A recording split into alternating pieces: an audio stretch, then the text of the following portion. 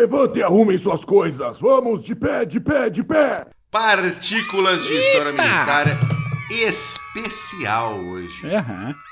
Especial hoje, dia 11 de novembro de 2018, faz 100 anos do fim da Primeira Guerra Mundial. Então esse daqui é um PHM especialzão de curiosidades da Primeira Guerra Mundial, Mac. A guerra que era para ter acabado com todas as guerras.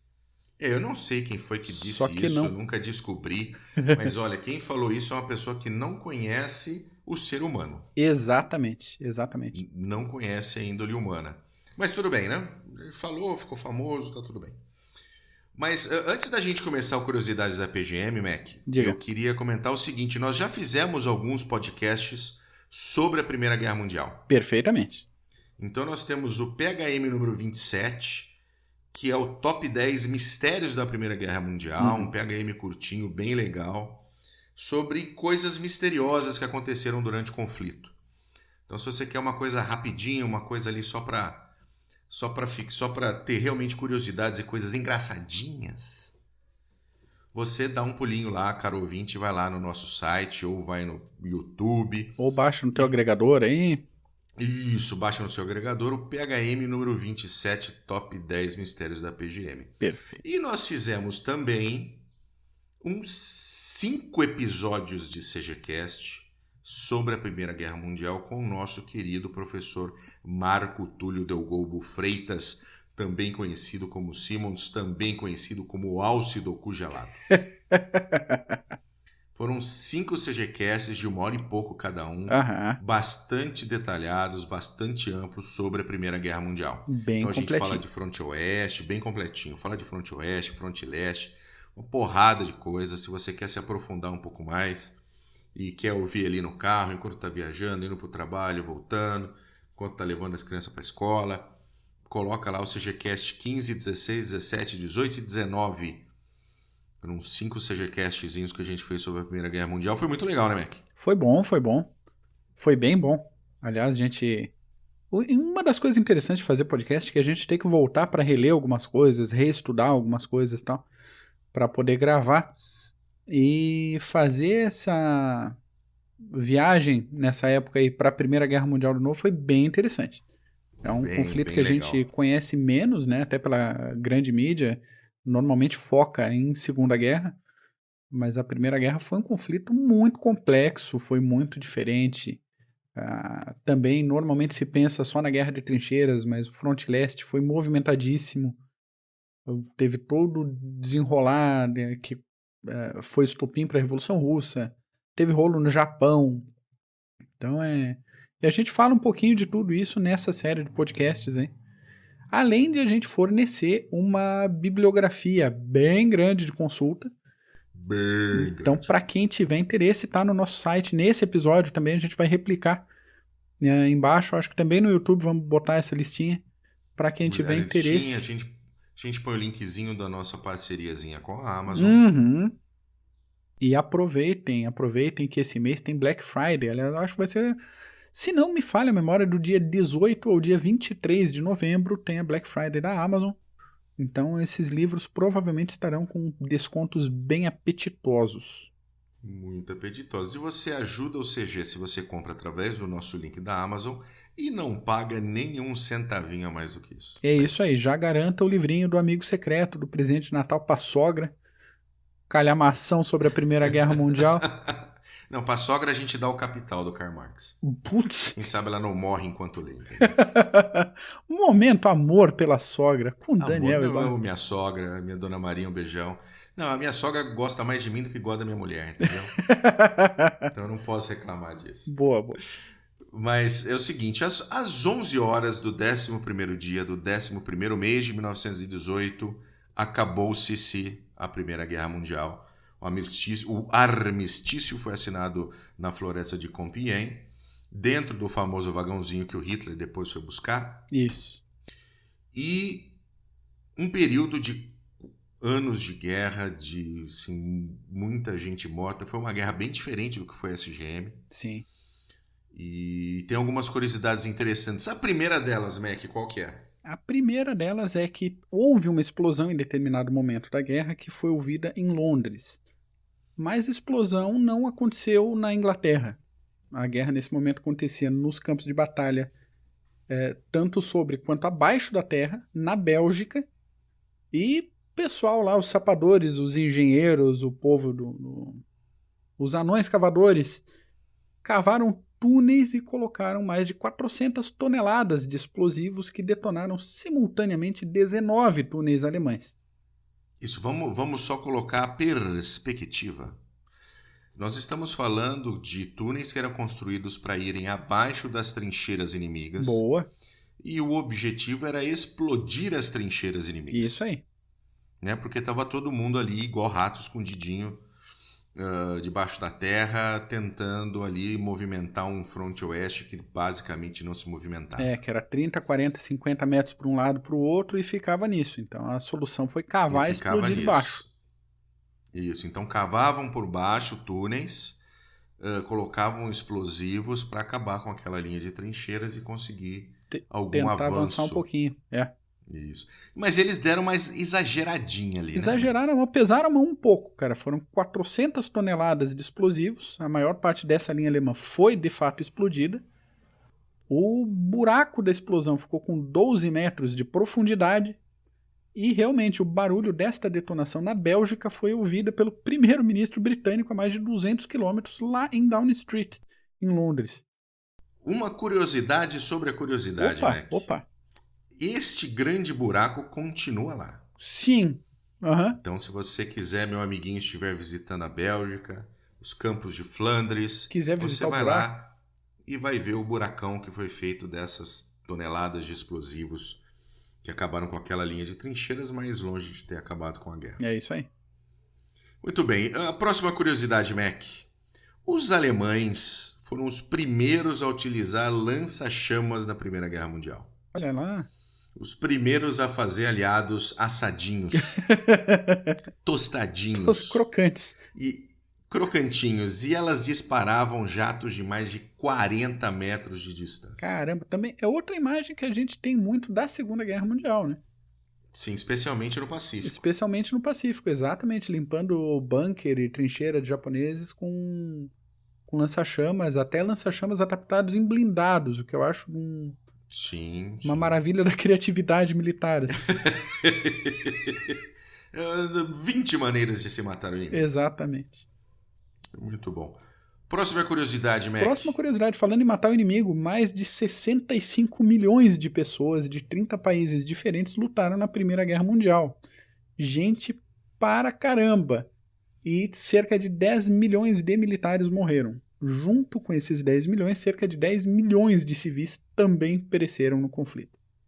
E é um conflito que você vê se comparado à Segunda Guerra Mundial, você vê menos, né, foi um conflito que matou muito menos, mas a gente tem que lembrar que a vida dos militares nas trincheiras e a vida dos civis nas cidades era muito ruim, especialmente em trincheira. Sim.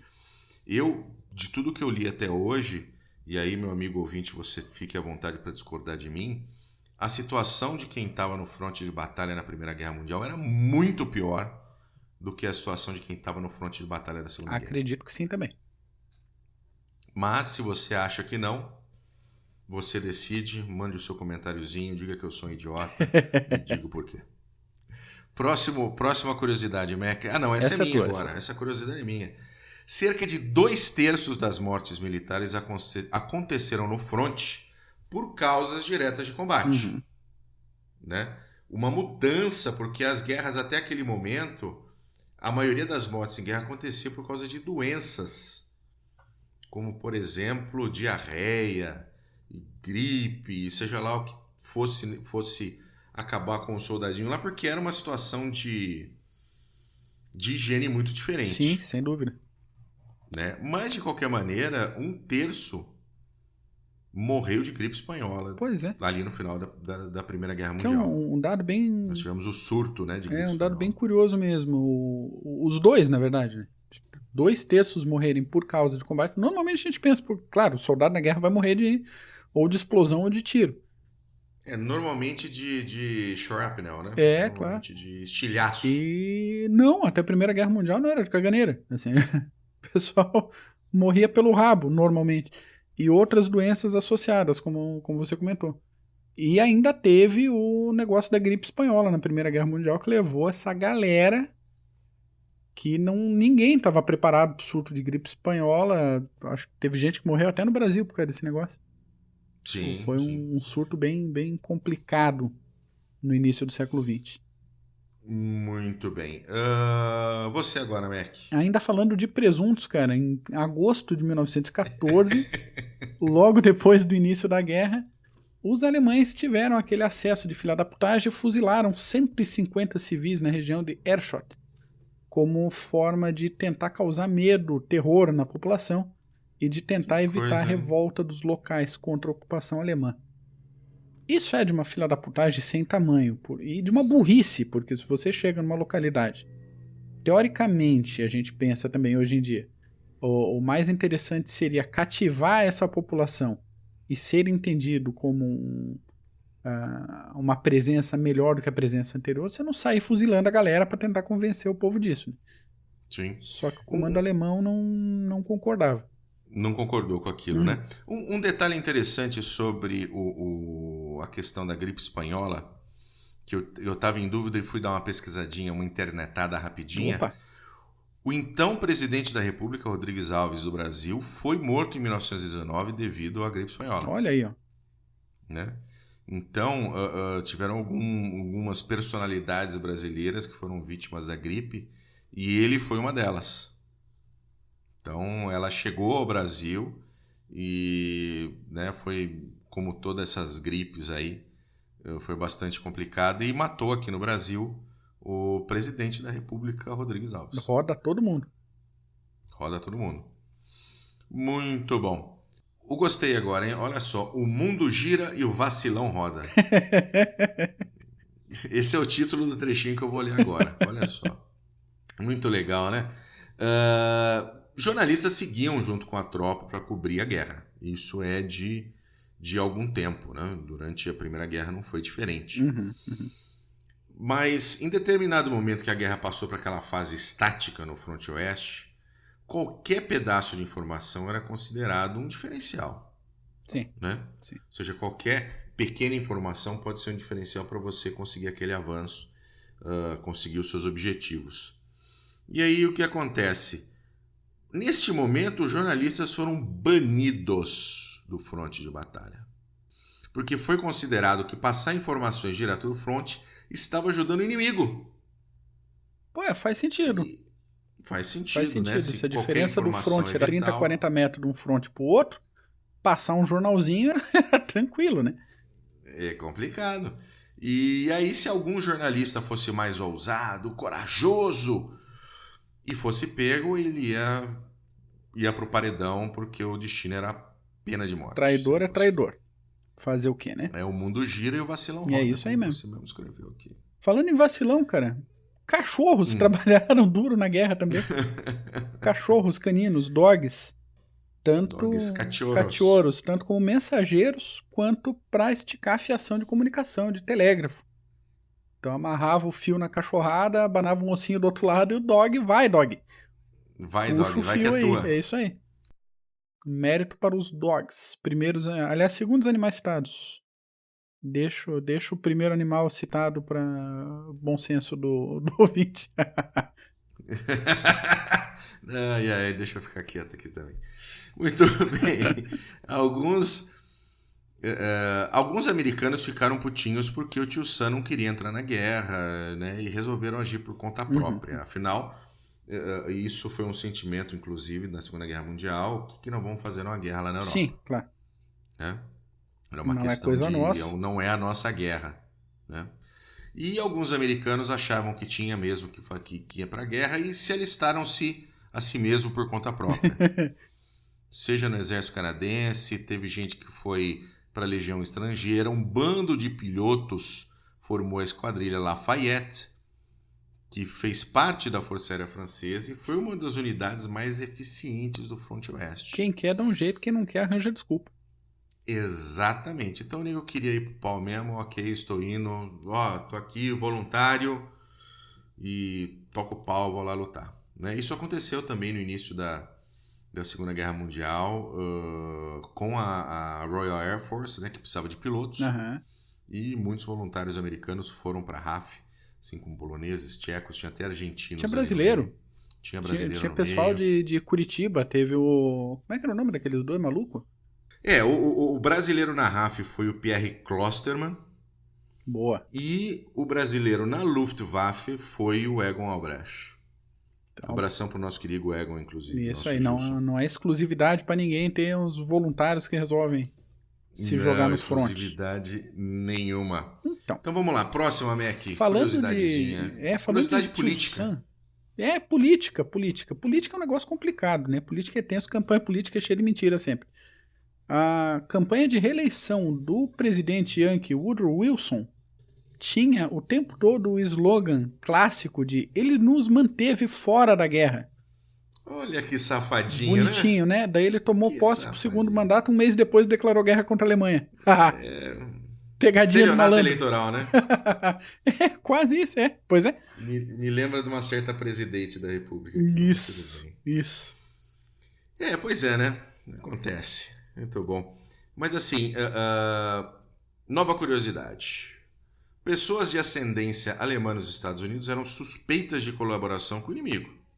Né? Natural. Teve protestos, inclusive, contra essa população, violentos. Teve queima de livros alemães e até, olha só, assassinato de cachorro pastor alemão. É alemão, vai rodar a Kraut.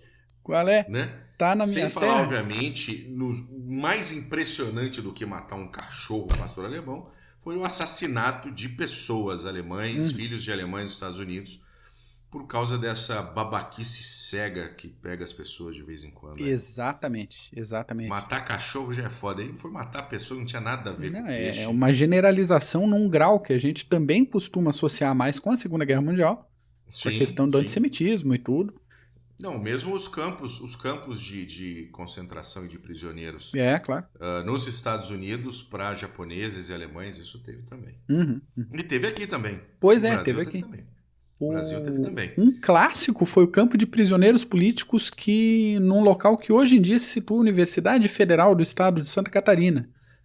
Pessoal que tinha desconfiança ou que a polícia acreditava que podia estar colaborando de alguma forma com as forças inimigas. Lembramos que no Vale do Itajaí tinha partido nazista ligado ao partido nazista alemão na época da Segunda Guerra Mundial. O pessoal era preso e levado para o campo de prisioneiros aqui onde fica a UFSC. Então, toda Santa Catarina tem uma movimentação aí na guerra. Não vou dizer de colaboracionismo com a guerra, quanto mais com a Adolfo, claro, mas respingou aqui também. Muito bem. Correios, Mac. Correios. Aquela entrega gostosa de correspondências, de caixinhas com biscoitos sortidos. Isso, você que nos ouve. Que eu não mandei saudações cavalarianas hoje, mas saudações cavalarianas pra ti. Que tá acostumado com botar uma cartinha, um pack, né? Um pack. Então, bota um pack na agência dos Correios e o cara te fala. Um singelo pack. Que encomenda de Florianópolis a Campinas vai levar 17 dias úteis pra chegar. Certo? Durante a guerra, cara, levava somente 2 dias por uma carta a partir de Londres encontrar o seu feliz destinatário nas trincheiras da França ou da Bélgica. No final da guerra, 2 bilhões de cartas, ou 2 bilhões, concordância de gênero, e 114 milhões de encomendas foram entregues no fronte.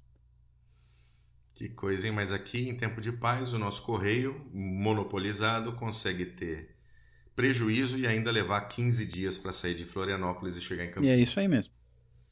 Parece aquela piadinha, né? De Moisés levou 40 anos no deserto, quando você olha no Waze é só 6 dias a pé. De caminhada a pé. Isso. Né? Mas tudo bem. É bem isso mesmo. Muito bem.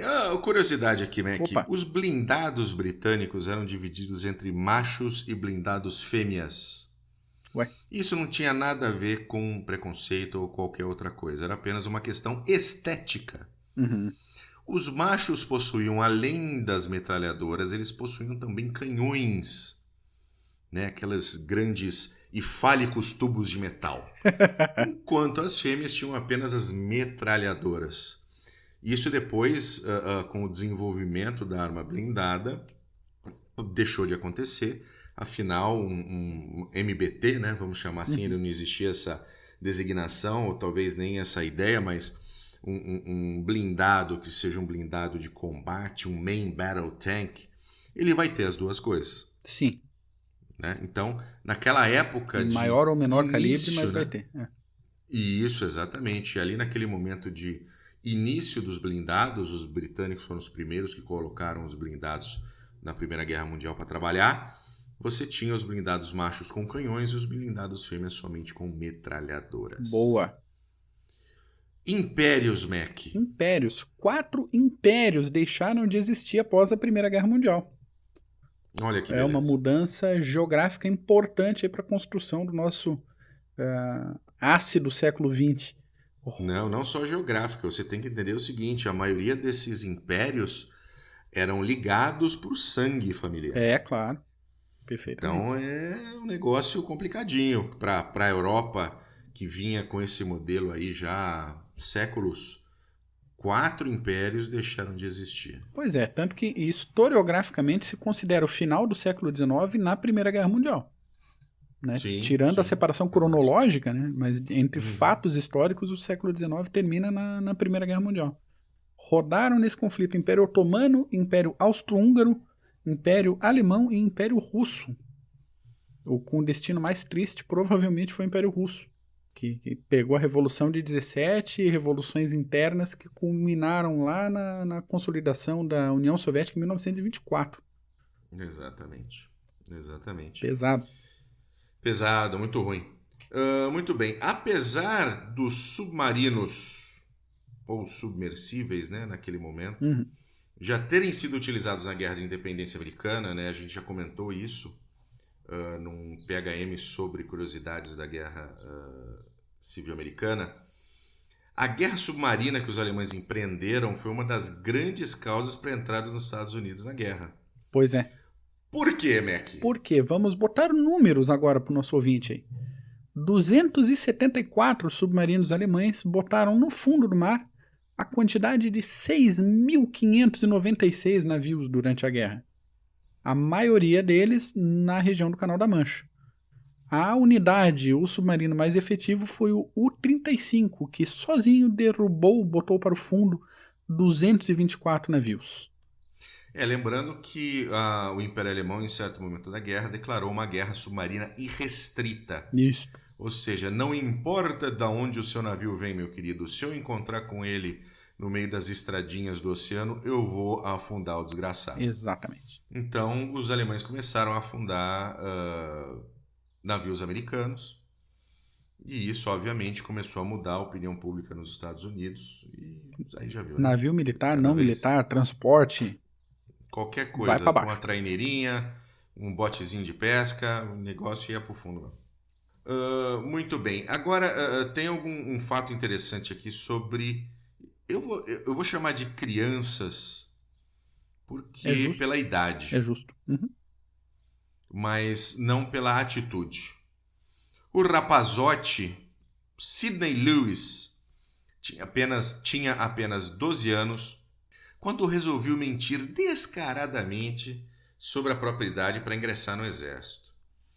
Ele fez parte de uma massa de gente muito nova e grande que resolveu partir para a guerra, seja por causa de patriotismo, fugir da condição precária da vida civil, porque ali você tinha ainda uma quantidade muito grande de pobreza no mundo, né? Mesmo nessas nações mais desenvolvidas. Claro.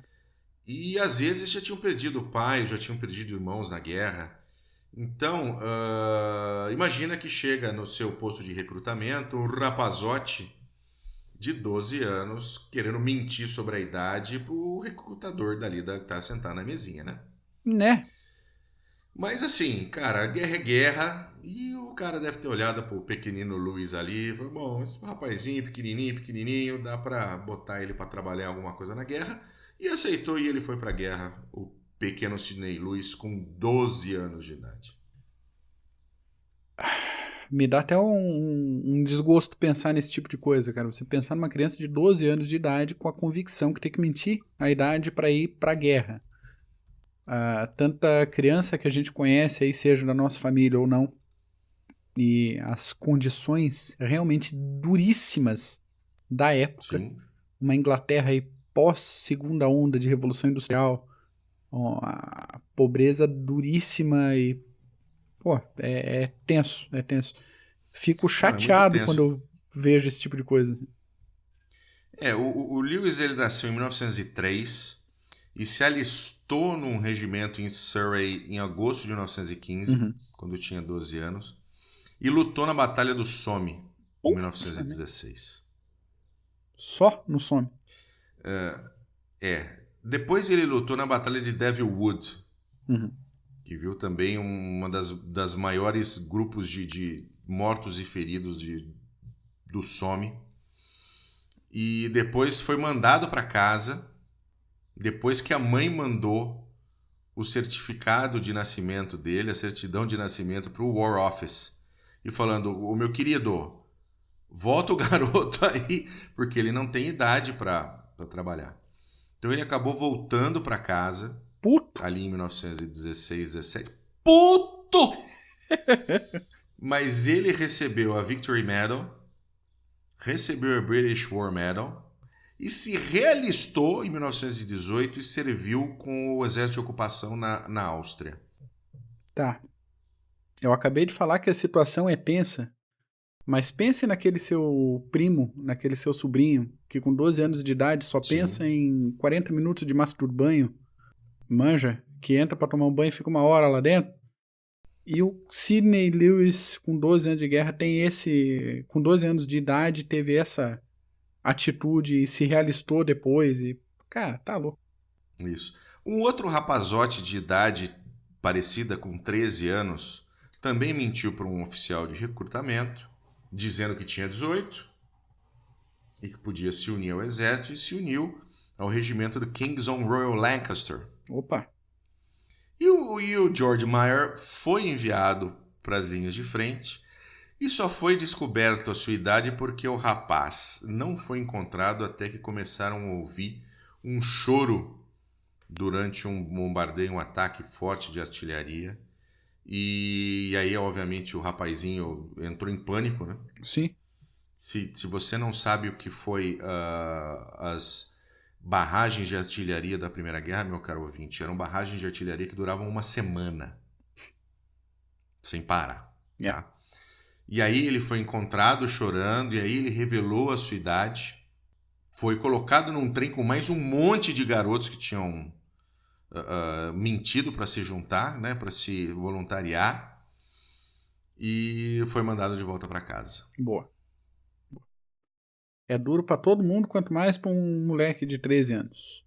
Para um garoto de 13 anos, o Lewis talvez tenha sido um pouco mais... talvez a vida dele tenha sido um pouco mais, né, sem julgamentos. Claro. Né? Mas com o George Meyer, pelo contrário, ele teve toda uma coragem e se encontrou numa situação absolutamente sem precedentes.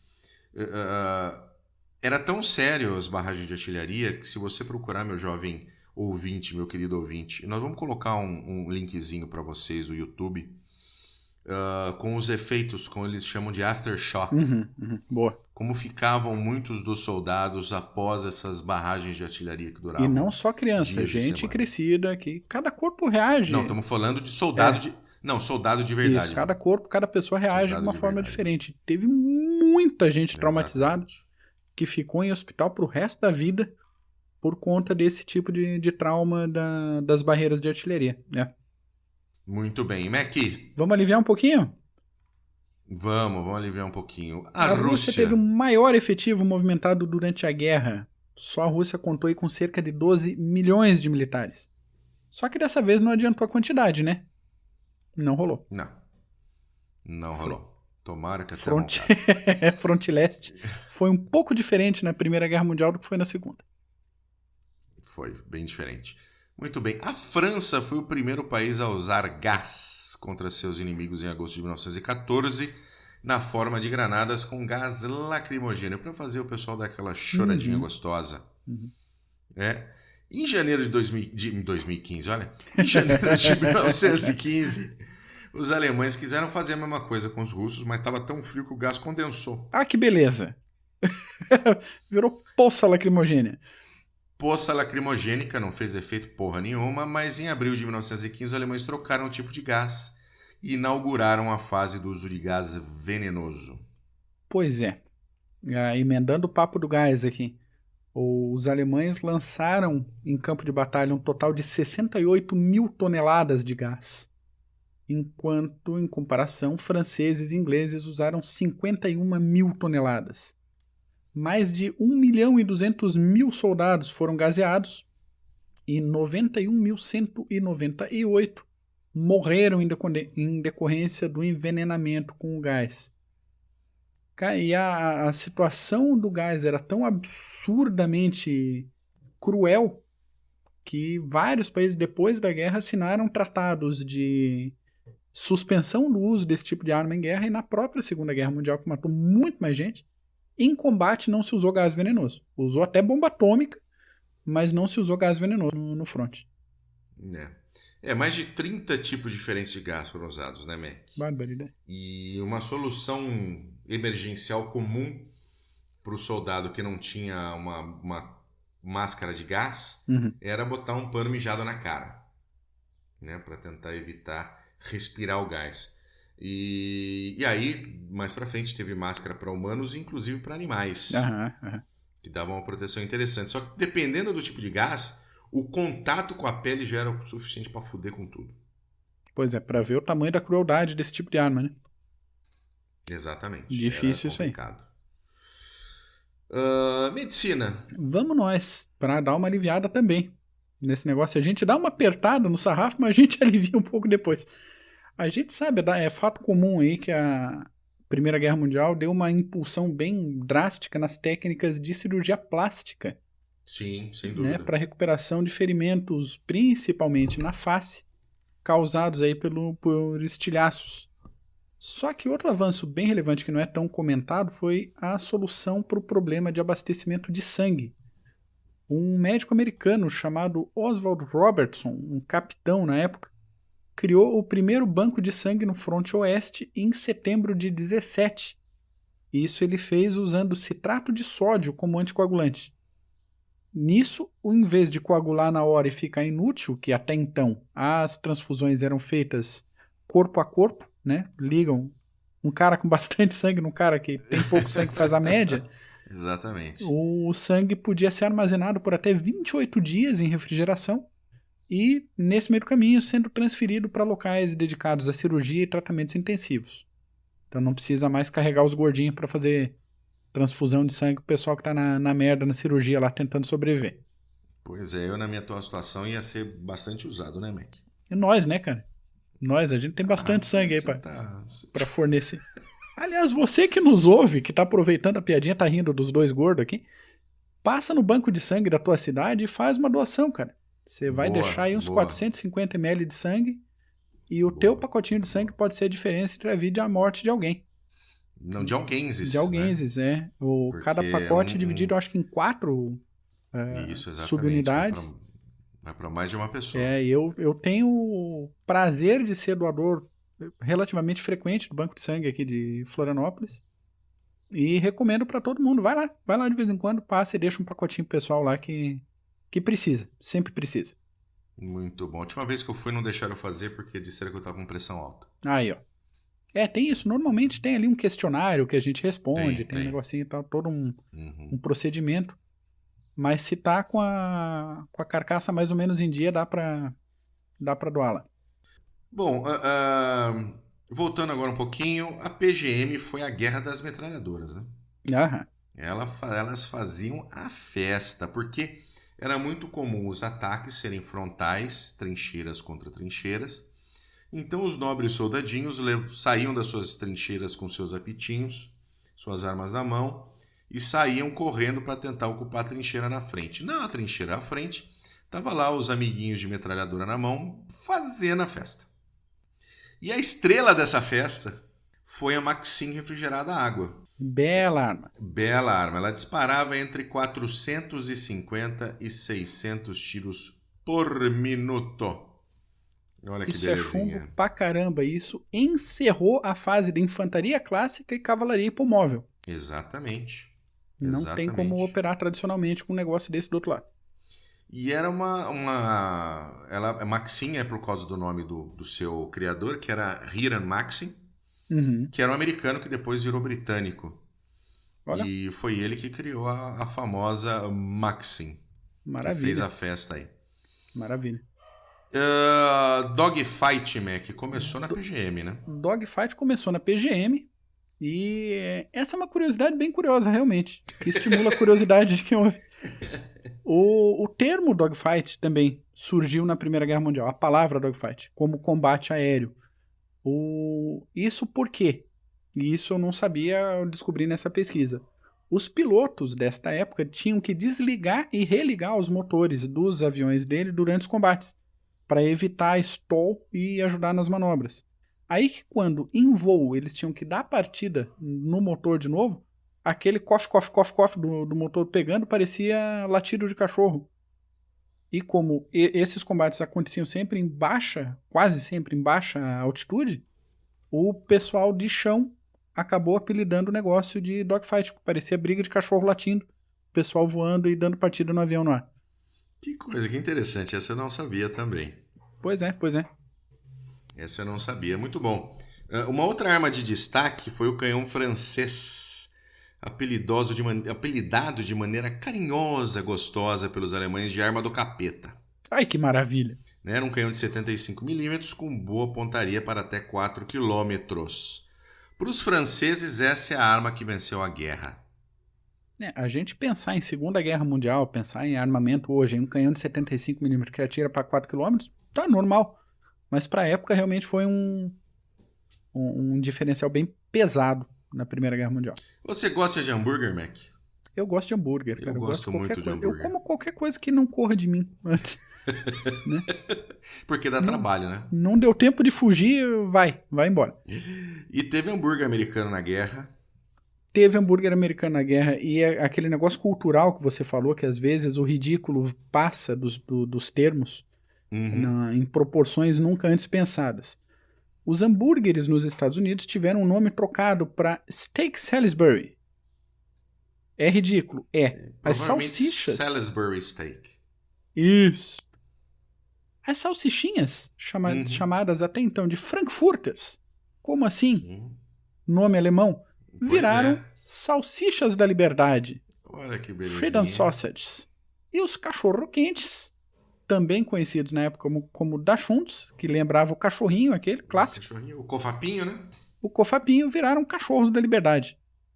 Além disso, as escolas pararam de ensinar alemão, que era uma prática comum. E como você já comentou também, uma grande variedade de livros em alemão foram queimados em praça pública. Muito bem. Trincheiras, Mac. Trincheirinhas. Morreu bastante gente em trincheira. Aham. Né? Mas estar na linha de frente era meio que uma raridade para o soldado inglês comum, já que a circulação e movimentação das tropas eram muito constantes. E a trincheira era feita da maneira mais simples possível. Né? A rotina dentro da trincheira era assim, tediosa, né? Enquanto não tinha o que fazer. Pois é. Mas Não era 9 sempre entre que tava cada no 10 combate? soldados britânicos sobreviveram às trincheiras. 9 de cada 10 sobreviveram. Sobreviveram às trincheiras. Pois é. Assim, não podia sair dela, né? Não pode botar a cara pra fora, bem isso mesmo. Vamos deixar aí bem claro. Não E podia sair essa da trincheira. Essa rotatividade, principalmente do lado britânico, porque do lado alemão, as trincheiras eram bem mais elaboradas e feitas para durar mais tempo. Então, dentro de uma trincheira alemã tinha quarto, tinha mobília, tinha cisterna para reserva d'água, tinha energia elétrica, tinha até campainha, para o pessoal ter um pouco de privacidade. Então, Aí você pergunta por que o alemão perdeu a guerra, né? Não Em é? vez de estar preocupado em matar o inimigo, está preocupado em fazer caminha, Fazer decoração. energia elétrica, decoração, quadro da vovó. A puta que pariu, né? É guerra, porra. É isso aí. E o sistema de trincheiras, ele era... olha só o tamanho desta merda. 40.200 quilômetros de trincheiras entre o Canal da Mancha e a Suíça. É. Pra ver a quantidade de camadas que era feito, muitas delas em zigue-zague, indo e voltando e sendo reconstruídas, é trincheira para caramba, hein? Para caramba. Se você tiver a oportunidade, ouvinte, de ir para Londres, vá no Imperial War Museum. Tem a experiência da trincheira dentro do Imperial War Museum. Vá, ande lá dentro, faça e entenda. Maravilha. Nativos americanos. Vamos falar de gente. Os nativos americanos não tiveram sua cidadania reconhecida até o ano de 1924. Porém, contudo, todavia, 13 mil nativos americanos foram enviados para a guerra. De forma mais ou menos voluntária. Mais ou menos voluntária. É. Entrando agora nessa parte de nativos e de raças e etc., mais de 200 mil negros americanos serviram na PGM, mas somente 11% deles serviram no front. A maioria ficava na retaguarda, em linhas de suprimento, construção, e os que combateram eram em unidades separadas e treinados também separadamente dos brancos, o que era uma imbecilidade. É uma imbecilidade. Eles acreditavam que o negro não era inteligente o suficiente, não poderia combater bem como o soldado branco. Isso perdurou até a Segunda Guerra Mundial. Perdurou e às vezes eles tinham contato com os soldados coloniais franceses, especialmente, e os soldados coloniais franceses negros eram fantásticos, assim como os negros americanos, não tem diferença. Né? Cor da pele não quer dizer absolutamente nada para absolutamente nada. Exatamente. Então, isso era uma imbecilidade que nos exércitos americanos perdurou ainda durante a Segunda Guerra Mundial. E aí é uma coisa, né? Os soldados negros, o oficial negro só podia chegar até tenente, né? Então, os oficiais de maior patente eram todos brancos. E também com aquela super boa vontade, né? Ah, claro. De liderar um grupo de negros naquele apartheid que existia dentro do exército americano. É uma coisa interessante no livro do César Campiani, Barbudos, Sujos e Fatigados. Leiam, por favor. Não vão para o além sem ler esse livro. Link na descrição do episódio.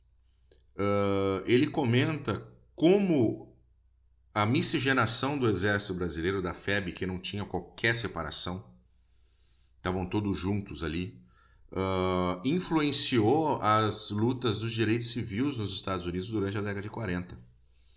Muitos jornais a favor aliás, não a favor, mas na luta pelos direitos civis americanos, os direitos iguais, negros e brancos, citavam a FEB, a Força Expedicionária Brasileira, como um exemplo de que não há a menor necessidade de haver qualquer tipo de segregação dentro do exército, dentro da sociedade. Então, a FEB se tornou um exemplo para os jornais americanos de um grupo, de uma força armada sem segregação e que funcionava muito bem. Exatamente. Então eu digo mais uma vez para vocês, leiam Barbudos, Sujos e Fatigados. Para mim, pessoalmente, é a obra definitiva sobre a Força Expedicionária Brasileira. Recomendação de peso, não querendo tirar sarro do seu peso. Imagina, você nem tentou fazer isso. Né? De peso para leitura aí pro nosso ouvinte, legal. Até eu vou comprar, eu não tenho esse livro. Não, ele não tá, tem que achar no sebo, etc, infelizmente. Ah, é? Eu vou ver se eu consigo algumas edições com o César, ver se a gente consegue alguma coisa pro CG. Maravilha. Muito bom. Para dar mais um gancho desse Por favor. de problemas raciais, uma das unidades de negros mais notáveis foi a Harlem Hellfighters. Pelos atos de extremo heroísmo, a unidade foi condecorada com a Cruz de Guerra francesa. Acontece que, reconhecidos lá fora, infelizmente eles foram quase completamente ignorados em solo americano. Depois, mais pra frente, eles acabam sendo homenageados, etc. Mas muitos anos depois, aquele monte de veinho já na cadeira de rodas, mas assim, nos 20 anos seguintes foram completamente ignorados.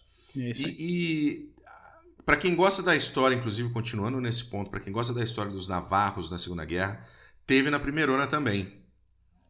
Né? Os alemães interceptavam, decodificavam a mensagem aliada E um comandante americano resolveu chamar um pessoalzinho legal da tribo Choctaw, Olha só. que servia numa unidade que veio de Oklahoma, para usar a língua nativa.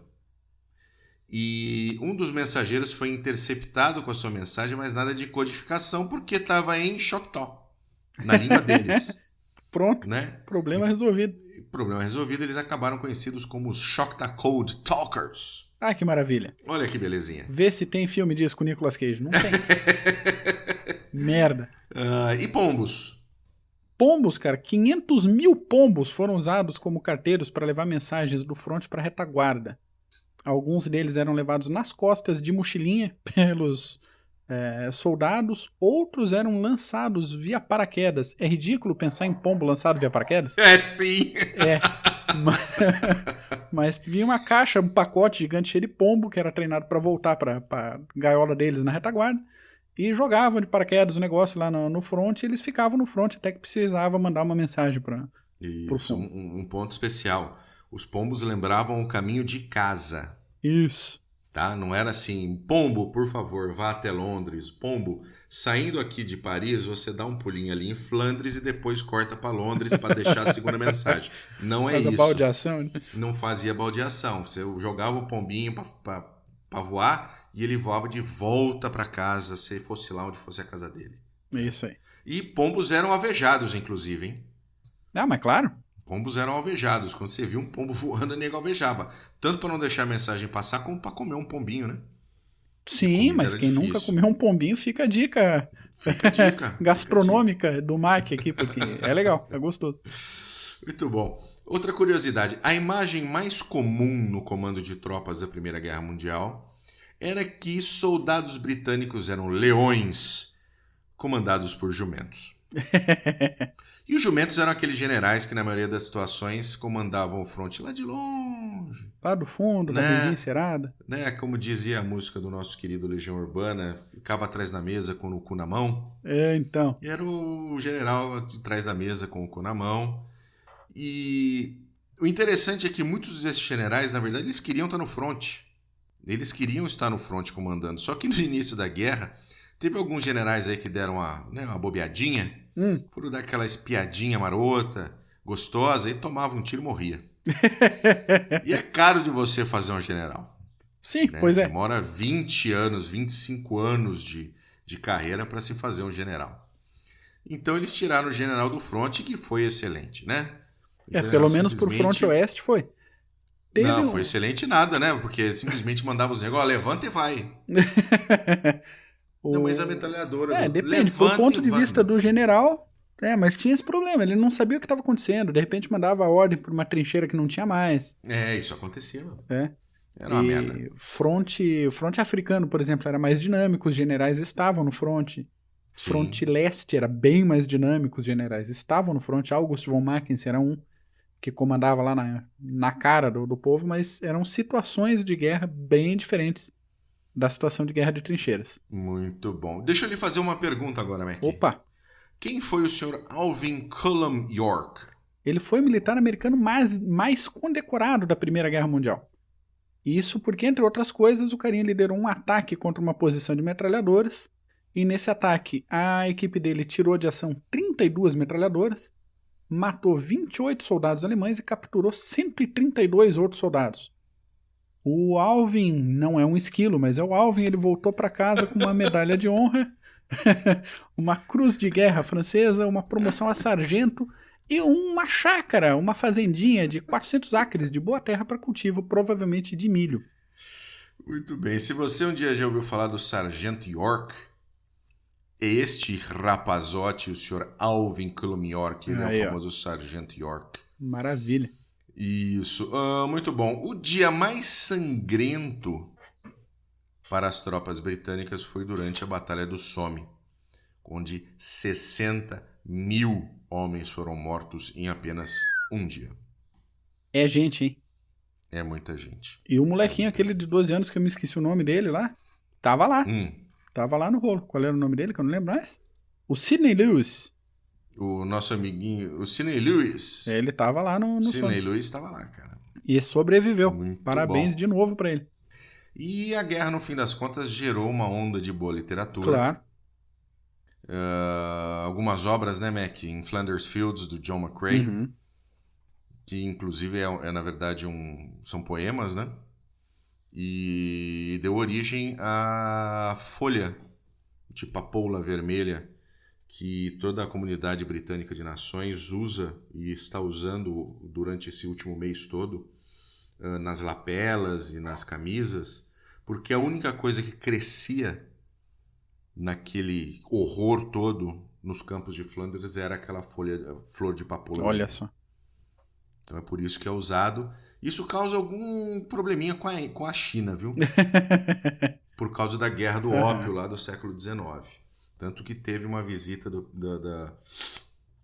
de um grupo de britânicos, eu não lembro se foi o próprio primeiro-ministro na época, estou pegando aqui de memória, tá, gente? Onde as autoridades chinesas, uma visita à China, onde ele estava usando, obviamente, a flor de papoula nessa época, e os chineses ficaram bastante putinhos porque Parecia uma tem provocação, essa né? questão, parecia, e não tem nada a ver com provocação, é na verdade é a maneira deles homenagearem. Se você vai na Torre de Londres, durante essa época, você tem aquele mar de folhas vermelhas que saem da Torre de Londres exatamente para homenagear os mortos em guerra, tanto da Grã-Bretanha quanto das comunidades de nações britânicas. É isso aí. O que mais, Mac? Outras obras interessantes, The Wasteland, de T.S. Eliot, o classicaço Nada de Novo no Front, de Eric Maria Remarque. Esse é um precisa ler. Isso aí. Adeus às Armas, do Hemingway. E, por último, o poema épico Anthem for Doomed Youth, de Wilfred Owen. Curiosidade dentro da curiosidade, o Owen, ele praticamente não foi conhecido durante a guerra. Mas nos anos seguintes, até a década seguinte, ele começou a ser mais conhecido. Para esses livros, a gente também vai colocar os links aí, caso você, ouvinte, queira conferir, queira ler alguma coisa mais direta, mais tensa, às vezes, relacionada à Primeira Guerra Mundial. Isso, claro, somado às indicações que a gente comentou no iniciozinho do episódio, que foram feitas nos outros CGCasts e PHMs. Então tem uma lista bem legal de livros aí sobre esse conflito. E também recuperando o que você, Bu, falou, esse episódio gravado centenário do final da Primeira Guerra Mundial. Muito bom, Mac. Um dos dias mais complicados aí desse aí. século XX. É isso aí. É isso por hoje? É isso por hoje. Gente, desculpa o tamanho desse PHM, ficou grande, mas coisas que merecem ser ditas, coisas que precisam ser ditas e coisas só legais mesmo que a gente resolveu incluir. Muito bom. Valeu, Mac. Valeu, Bu. Abracetas e beijundas. Até mais. Até. Tchau, tchau.